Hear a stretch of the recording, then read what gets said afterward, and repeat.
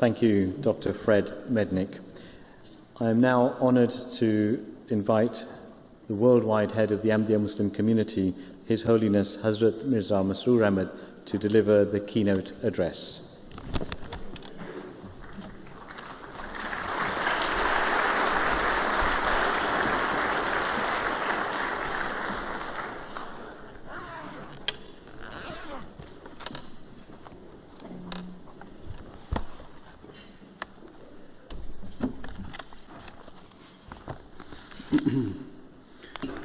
Bismillahir Rahmanir Rahim. In the name of Allah, the Gracious, ever Merciful. All the distinguished guests. Au nom d'Allah, le gracieux, le miséricordieux. À tous nos distingués invités, je présente mes salutations. Assalamu alaikum wa rahmatullahi wa barakatuhu. Que la paix et les bénédictions d'Allah soient sur vous tous. Chaque année, la communauté musulmane Ahmadiyya organise ce symposium sur la paix, symposium dans lequel sont analysés les problèmes actuels et l'état du monde. Et dans mon discours, je tente de présenter des réponses à ces problèmes contemporains à la lumière des préceptes de l'islam.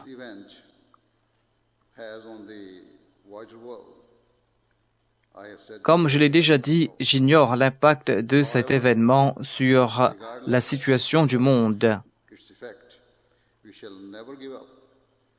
Cependant, quels que soient ses effets, nous ne renoncerons jamais à nos efforts pour promouvoir la paix ainsi que la justice. Et je suis certain que vous partagez tous notre désir ardent d'instaurer une paix véritable et durable dans le monde.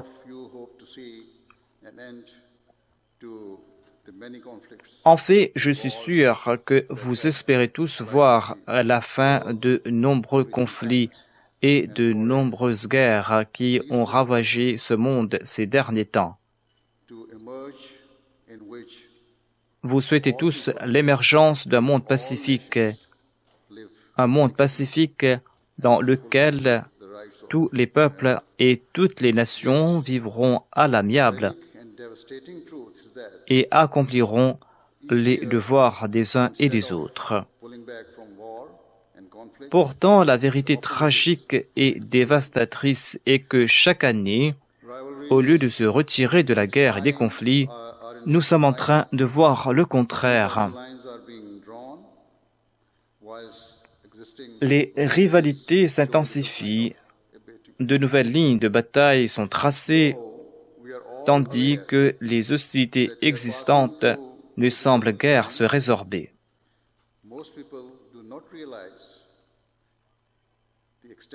Bien que nous soyons tous conscients que nous traversons des moments difficiles, la plupart des gens ne comprennent pas à quel point les relations entre certaines nations se sont détériorées et à quel point les conséquences pourraient être désastreuses.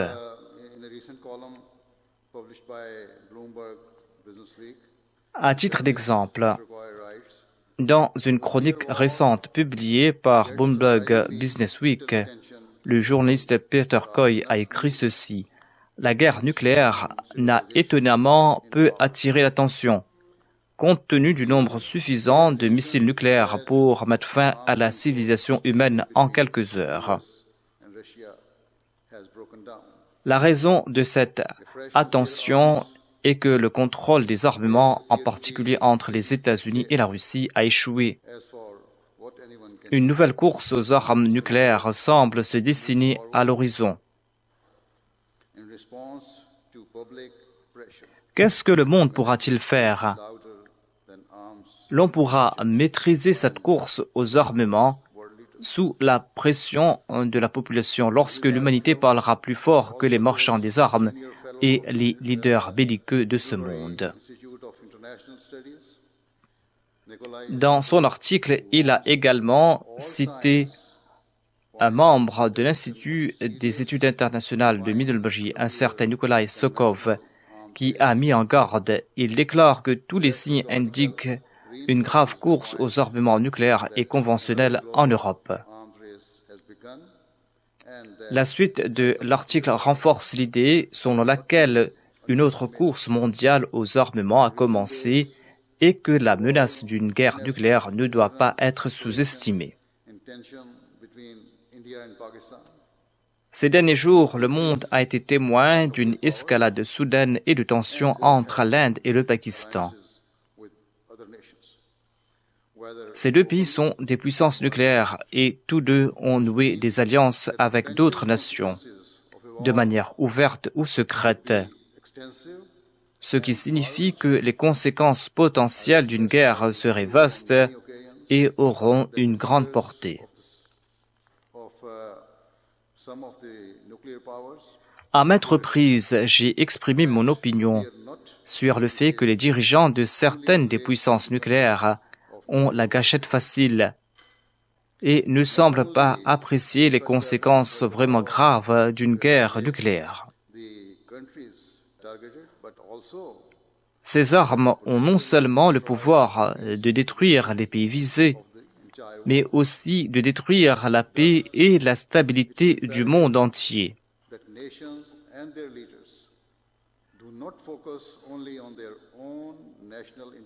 Il est donc impératif que les nations et leurs dirigeants ne se concentrent pas uniquement sur leurs propres intérêts nationaux, mais qu'ils se concentrent sur ce qui convient le mieux au monde.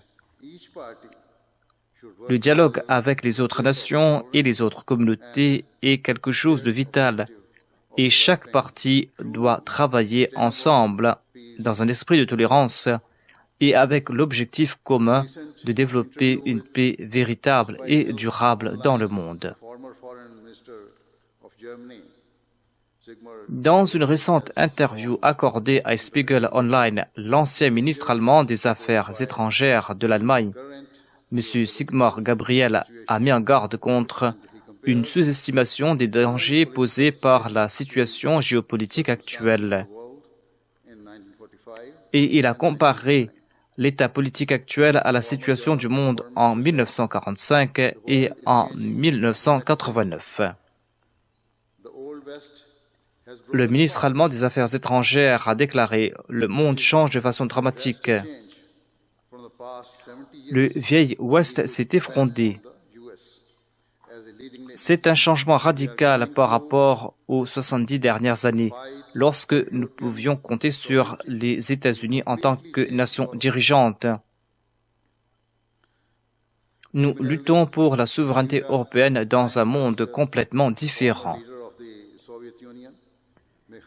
De même, dans un article du New York Times, Mikhail Gorbatchev, ancien dirigeant de l'Union soviétique, écrit que suite à la récente suspension du traité entre les États-Unis et la Russie, eh bien, il y a une nouvelle course aux armements nucléaires. M. Gorbatchev a écrit ceci. Une nouvelle course aux armements a été annoncée. Le traité INF n'est pas la première victime de la militarisation des affaires du monde. En 2002, les États-Unis se sont retirés du traité sur les missiles antibalistiques. Et cette année, les États-Unis se sont retirés de l'accord nucléaire iranien. Les dépenses militaires ont atteint des niveaux astronomiques et continuent d'augmenter. Évoquant le risque d'une guerre nucléaire, eh bien, M. Gorbatchev écrit « Il n'y aura pas de vainqueur dans une guerre tous contre tous, en particulier si elle se termine par une guerre nucléaire. Et c'est une possibilité qui ne peut être exclue.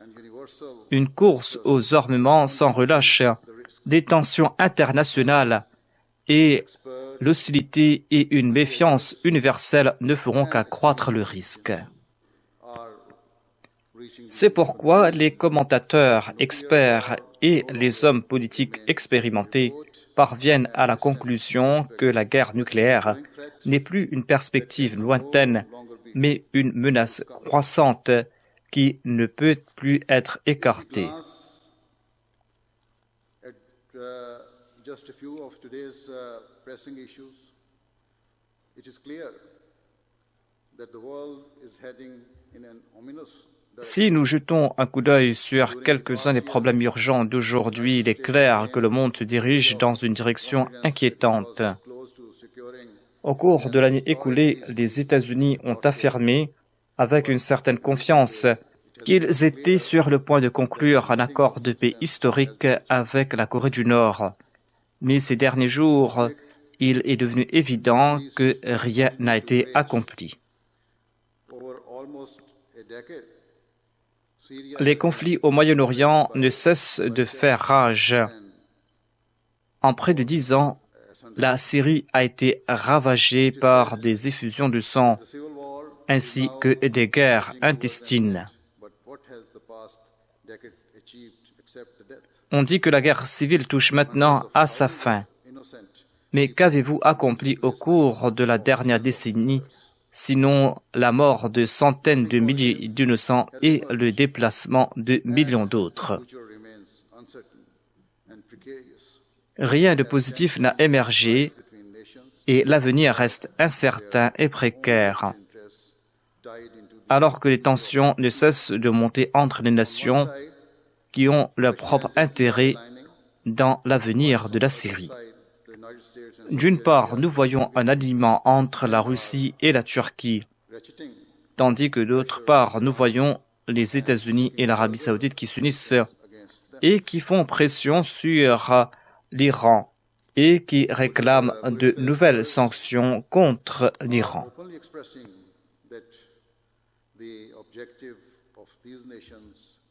Les experts sont en train d'exprimer ouvertement que l'objectif de ces nations est de dominer le Moyen-Orient. L'aggravation des relations entre la Turquie et les groupes kurdes en quête d'autonomie est un autre point chaud et source de conflits. Ainsi, le monde est plongé dans un cercle vicieux de conflits et de contre-conflits. Les rivalités se fermentent et les haines sont de plus en plus profondes.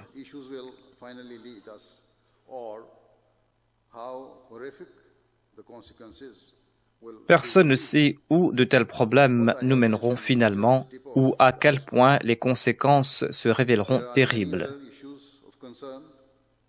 Ce que j'ai mentionné n'est que la pointe de l'iceberg. De nombreuses autres questions préoccupantes menacent la paix et le bien-être du monde.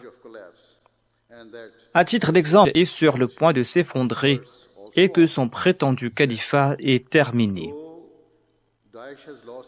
Cependant, les experts avertissent également que bien que Daesh ait perdu son territoire, son idéologie haineuse persiste et ses membres qui ont survécu se dispersent et pourront éventuellement se regrouper et perpétrer des attaques en Europe ou ailleurs.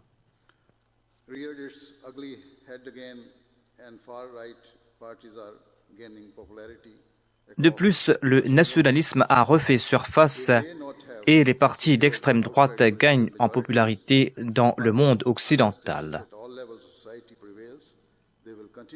Ils n'ont peut-être pas obtenu la majorité politique absolue, mais ils continueront à obtenir un soutien si la justice ne prévaut pas à tous les niveaux de la société.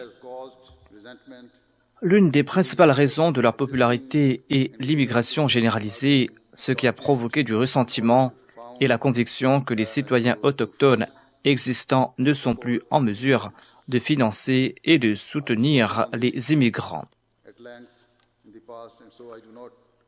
J'ai longuement parlé à ce sujet dans le passé et je n'ai pas besoin de revenir en arrière. Il suffit de dire que si des efforts sincères sont déployés pour cultiver la paix et pour aider tous les pays à accomplir leur potentiel, eh bien, les gens ne seront plus aussi désespérés pour abandonner leur foyer, pour partir ailleurs. La plupart des gens désirent tout simplement subvenir aux besoins des membres de leur famille Et c'est uniquement lorsqu'on les prive de ces possibilités qu'ils cherchent à quitter leur foyer à la recherche d'une vie meilleure. En conséquence, la solution à long terme à la crise de l'immigration doit être d'établir la paix dans les pays déchirés par la guerre et d'aider les populations locales qui ont été forcées à vivre dans la misère, à vivre dans le danger. La solution est donc d'établir la paix dans ces pays déchirés afin qu'ils puissent vivre en paix.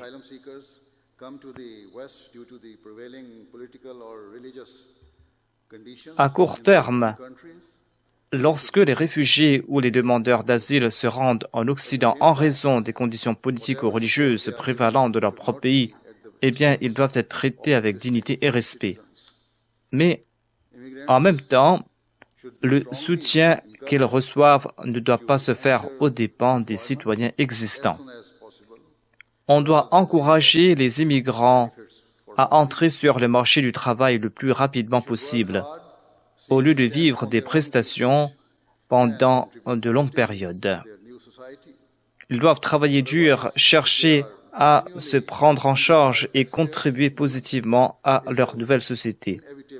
Autrement, s'ils sont continuellement financés par l'argent des contribuables, cela entraînera inévitablement des griefs.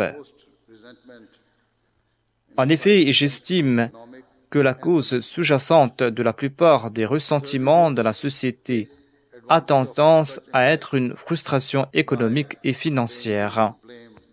Certains groupes profitent de cette anxiété en blâmant les immigrés ou les adeptes d'une religion quelconque et incitent à la haine à leur égard.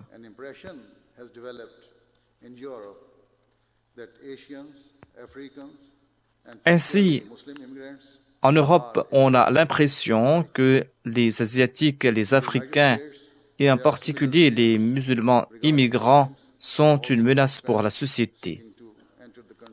Aux États-Unis, il existe des craintes similaires concernant les musulmans et les hispaniques qui tentent d'entrer dans le pays par le biais du Mexique. Cependant, je suis fermement convaincu que si les grandes puissances mettent de côté leurs propres intérêts et s'ils s'efforcent résolument à améliorer les conditions économiques des pays les plus pauvres, et s'ils traitent ces pays avec sympathie et avec respect, eh bien, ces problèmes ne se poseront jamais. Ici, au Royaume-Uni, le Brexit et ses relations futures avec l'Union européenne font actuellement l'objet de nombreuses incertitudes. Lors de mon discours devant le Parlement européen en 2012, j'ai clairement exprimé mon point de vue à ce sujet.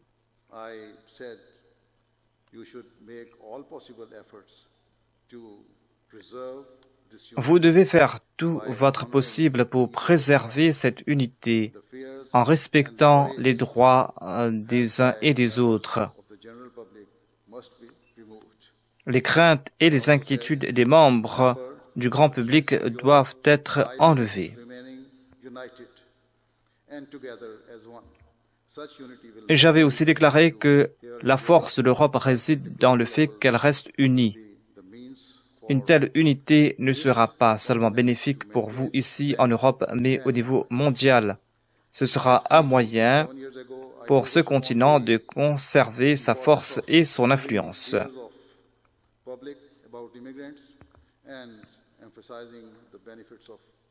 Dans mon discours il y a 7 ans de cela, je me suis concentré sur l'importance de dissiper les craintes du public à propos de l'immigration et de mettre en avant les avantages de l'unité. Cependant, les préoccupations des citoyens n'étant pas prises en compte de manière adéquate, les citoyens de l'Europe tout entière ont mis en doute les avantages de l'Union européenne.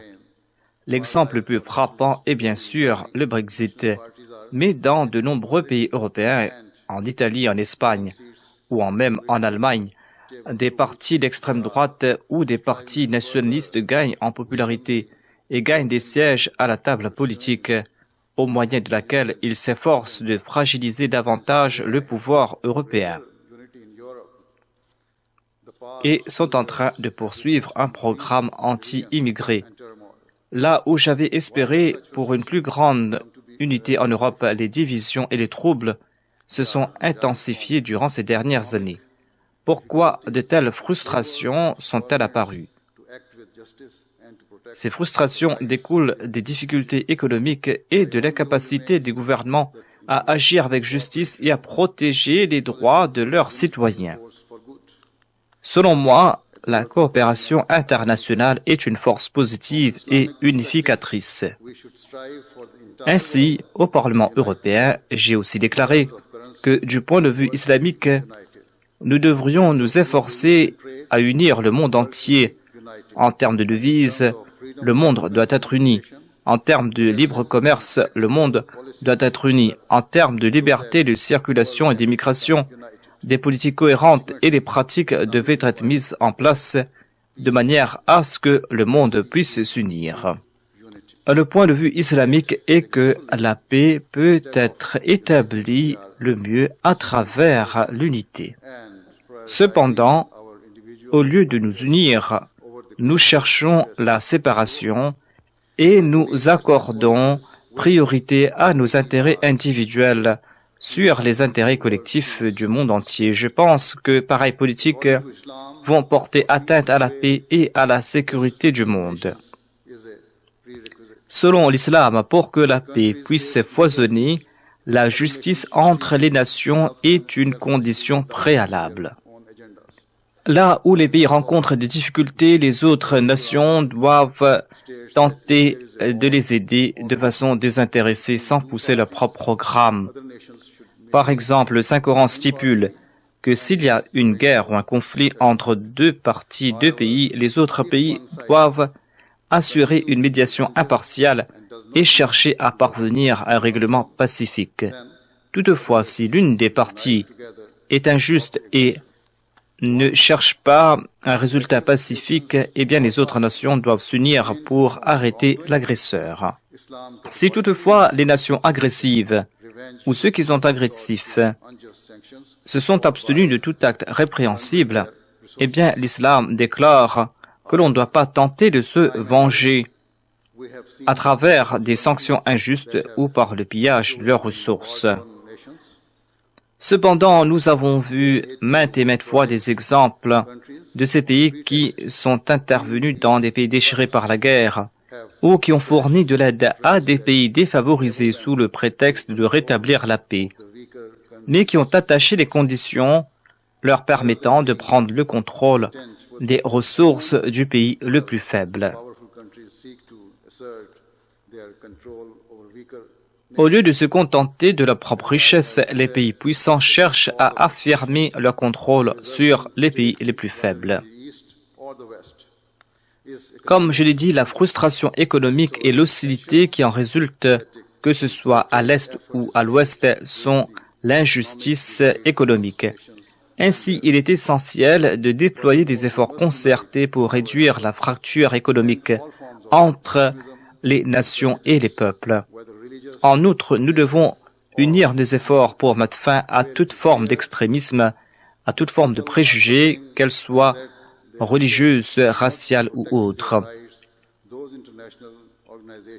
Lorsqu'il est clair que les personnes souffrent et que leurs dirigeants ne protègent pas leurs droits, eh bien, les organisations internationales créées dans le but de préserver la paix du monde, notamment les Nations Unies, doivent exercer des pressions légitimes et proportionnées pour défendre leurs droits, les droits de ces citoyens respectueux des lois, et de faire pression pour que l'on puisse établir la paix et la justice. Pour ce qui est de l'islam, vous pouvez vous demander ce que l'islam peut nous enseigner sur l'instauration de la paix dans le monde, car l'instabilité et les conflits de ces dernières années sont en plus grande partie concentrés dans des pays musulmans. Pourtant, le triste sort de ces nations tient au fait qu'elles se sont éloignées des véritables enseignements de l'islam. Pour un portrait fidèle de la gouvernance et du leadership islamique, nous devons nous référer à l'époque du fondateur de l'islam, le saint prophète Mohammed sallallahu alayhi wa sallam. Après que le saint prophète, paix soit sur lui, ait émigré dans la ville de Médine, eh bien, il a conclu là-bas une alliance avec le peuple juif. Et suite à cette alliance, les musulmans et les citoyens juifs devraient vivre ensemble dans la paix et dans un esprit de sympathie, de tolérance et d'équité. Ce pacte s'est révélé être une magnifique charte des droits de l'homme et de la gouvernance et garantissait la paix entre les différentes communautés vivant à Médine. Selon ces termes, toutes les personnes, indépendamment de leur religion ou de leur appartenance ethnique, étaient tenues de respecter les droits des uns et des autres. La liberté de conviction, la liberté de conscience sont les pierres angulaires de ce traité.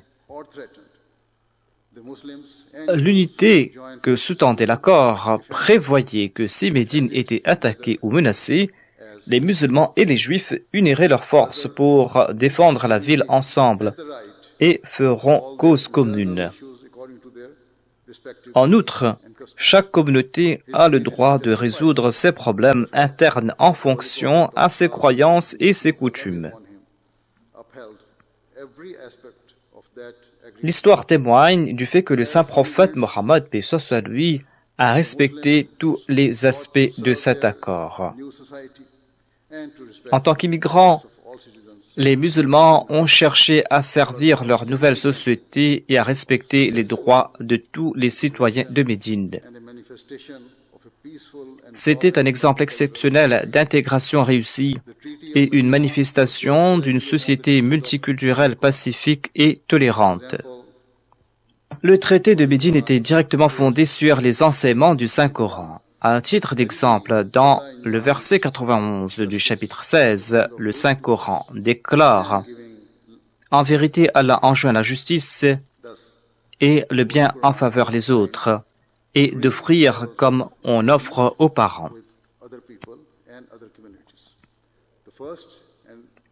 Ainsi, le Saint-Coran a défini 3 niveaux d'engagement avec d'autres personnes et d'autres communautés. Le premier est le niveau minimum et la justice.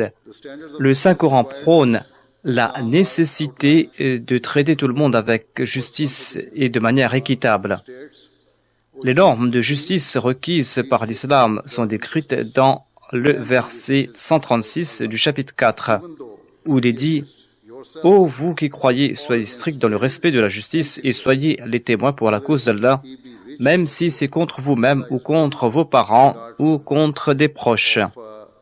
Qu'ils soient riches ou pauvres, Allah les respecte tous mieux que vous. »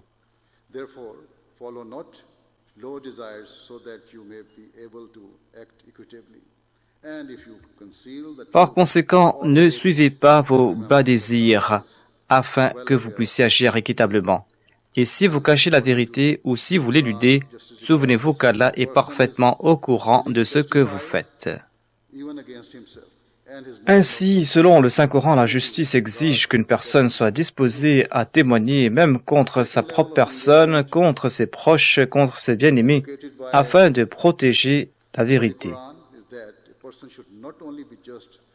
Le deuxième niveau d'engagement préconisé par le Saint-Coran est qu'une personne ne doit pas seulement être juste, mais doit aller au-delà de cela en faisant du bien à autrui, en manifestant sa générosité et son pardon.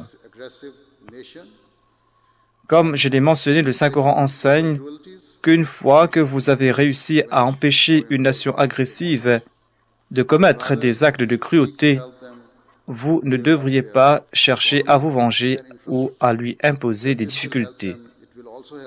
Vous devriez plutôt chercher à aider cette nation à développer son économie et ses infrastructures.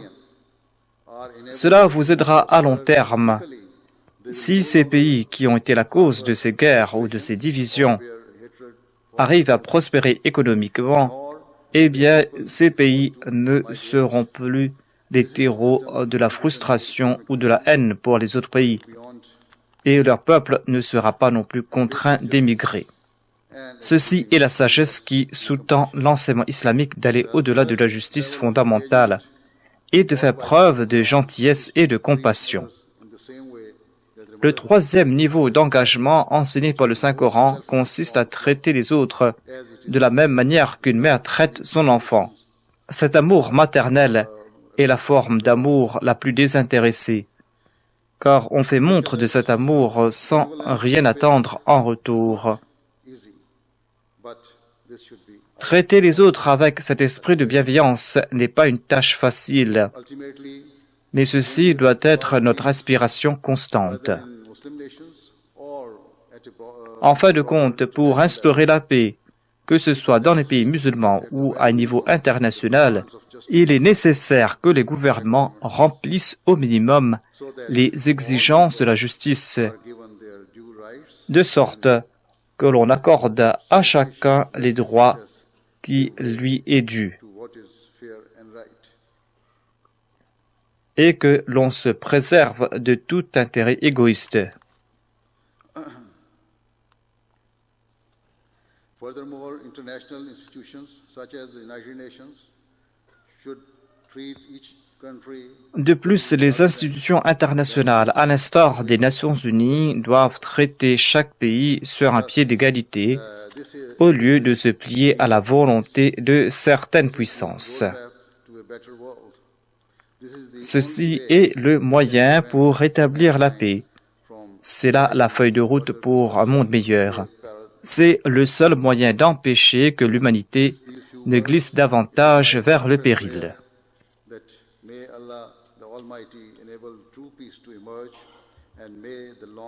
Avec ces quelques mots, je prie sincèrement qu'Allah fasse que l'on puisse établir une paix durable et que l'ombre de la guerre et des conflits qui planent au-dessus de nous soit remplacée par un ciel bleu radieux, un ciel de paix, un ciel de prospérité. Je prie que disparaissent ces frustrations et ces privations qui ont affecté la vie d'innombrables personnes et qui ont alimenté ces guerres et ces griefs. Au lieu de chercher à dominer les autres et à faire valoir leurs propres droits, je prie que les nations et leurs dirigeants voient le bénéfice du respect des droits des uns et des autres.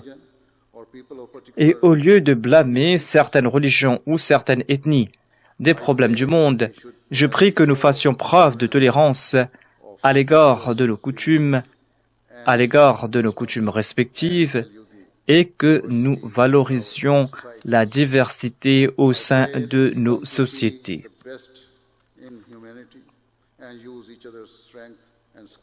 Je prie pour que nous en venions à voir le meilleur de l'humanité et à utiliser les forces et les compétences de chacun pour bâtir un monde meilleur pour nos enfants et pour instaurer une paix durable dans la société.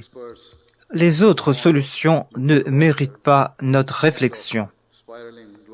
J'avais cité plusieurs experts qui avaient mis en garde contre une guerre nucléaire et cette course mondiale aux armements.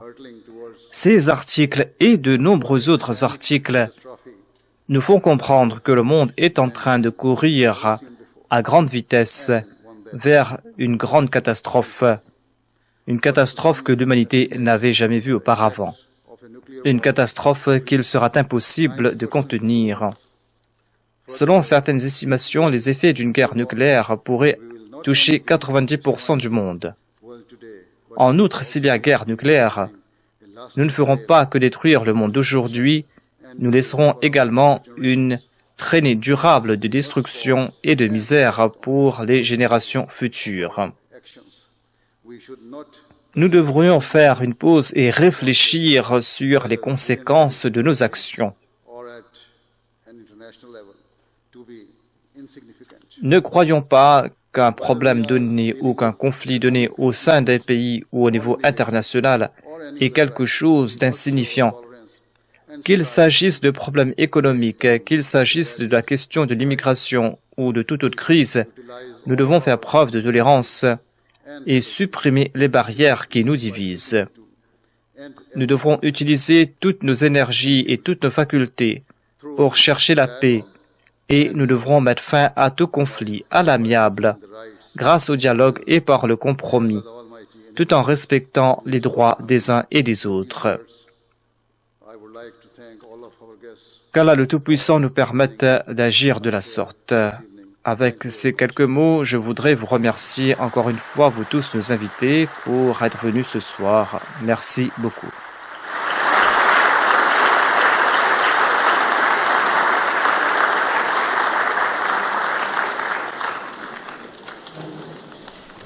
Please silent prayer.